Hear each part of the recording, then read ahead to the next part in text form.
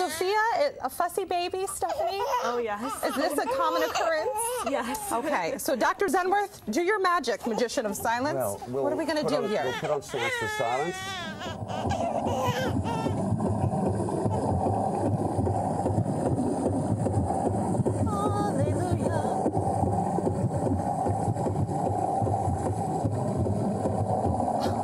Anyway, here's an example. Wow. It just keeps going like this. It's my goodness. It's magic, I told you. I was a little nervous when you said you wanted to test this live. I said, are you sure? Turn it back up, turn it back up. Let's do some more.